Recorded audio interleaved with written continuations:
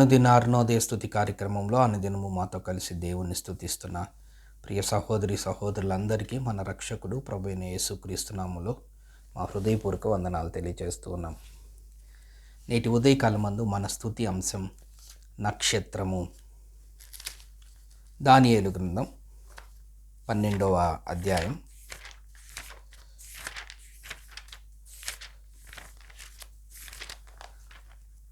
దానియేలు గ్రంథం 12వ అధ్యాయం 3వ వచనాన్ని చదువుకుందాం.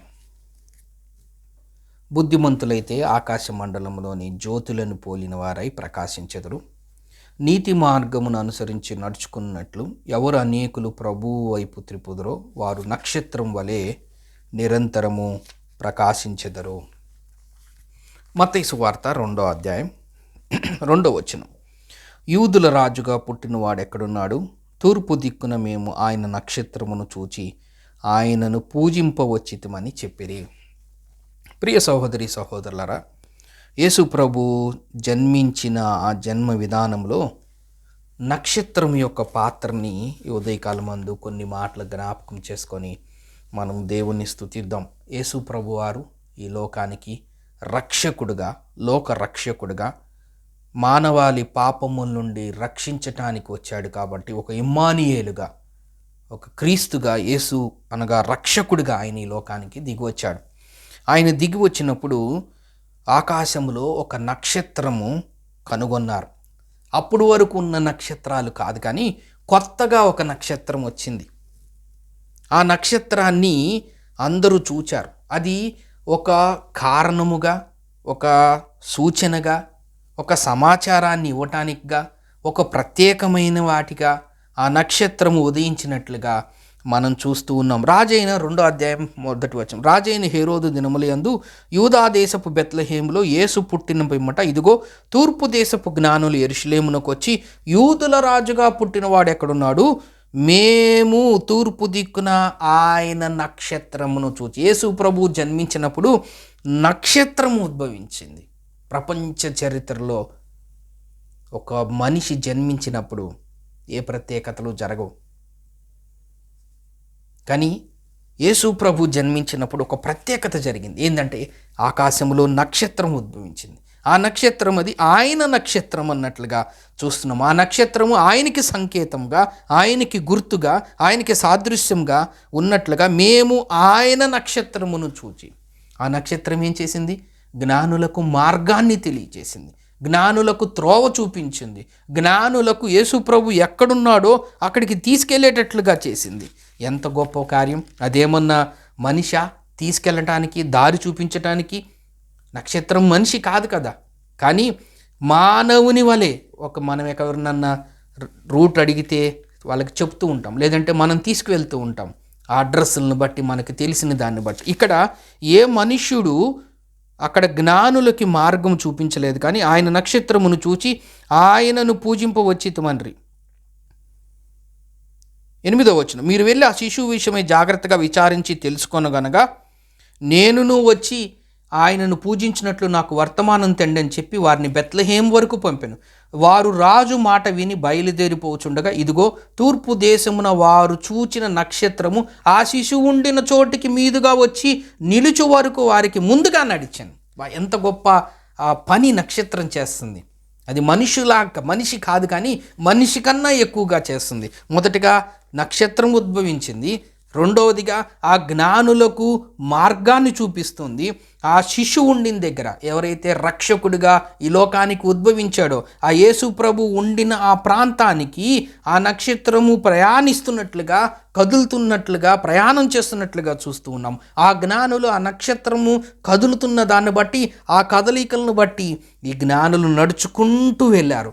ఎక్కడైతే శిశువు ఉన్నాడో, ఎక్కడైతే యేసు ప్రభు జన్మించాడో, ఎక్కడైతే లోక రక్షకుడు పశువుల పాకలో తొట్టిలో పరుండబెట్టాడో అక్కడ వరకు ఆ నక్షత్రము ఆ శిశువు ఉండిన చోటికి మీదుగా వచ్చి నిలిచి వారికి ముందుగా నడిచాను. ఎంత గొప్ప మాట! వారికి ముందుగా నడిచాను. జ్ఞానులకు ముందుగా నడిచిన నక్షత్రము జ్ఞానులకు తెలియాలని చెప్పి యేసు ప్రభు జన్మించిన ఆ జన్మస్థలం వరకు నిలిచినది, దాని మీదుగా వచ్చింది, ఆ ఉన్న చోటుకు వచ్చింది. ఎంత స్పెసిఫిక్గా, నియర్ బై కూడా కాదు, ఎక్కడ ఆ మాటను మనం గమనిస్తే మత్తయి సువార్త 2:9 చూసినట్లయితే, శిశువు ఉండిన చోటికి, రక్షకుడైన యేసుక్రీస్తు వారు ఉండిన చోటికి వచ్చింది. మొదటిది నక్షత్రము ఆకాశంలో కనిపించింది. రెండోది నక్షత్రము వారికి మార్గాన్ని చూపించింది. మూడోది నక్షత్రము రక్షకుడైన యేసుక్రీస్తు వారు ఉండిన ఆ శిశువు ఉండిన చోటికి వచ్చింది. నాలుగోది ఆ శిశువు ఉండిన మీదకి వచ్చింది. ఐదోది ఆ శిశువు ఉండిన మీద దగ్గర నిలుచుంది.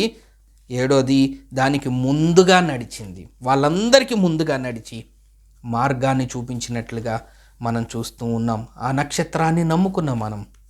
దానియేలు గ్రంథంలో మనం చూస్తున్నాం, బుద్ధిమంతులైతే ఆకాశ మండలంలోని జ్యోతులను పోలిన వారై, ఏ విధంగా యేసు ప్రభు జన్మం విషయంలో నక్షత్రము మార్గాన్ని చూపించిందో, వాళ్ళకు ముందుగా నడిచిందో, రక్షకుని యొద్దకు చేర్చిందో, మనం కూడా బుద్ధిమంతులమైతే, బుద్ధి మనకు ఉంటే ఆకాశములోని జ్యోతులను పోలినవై మనం ప్రకాశిస్తాం.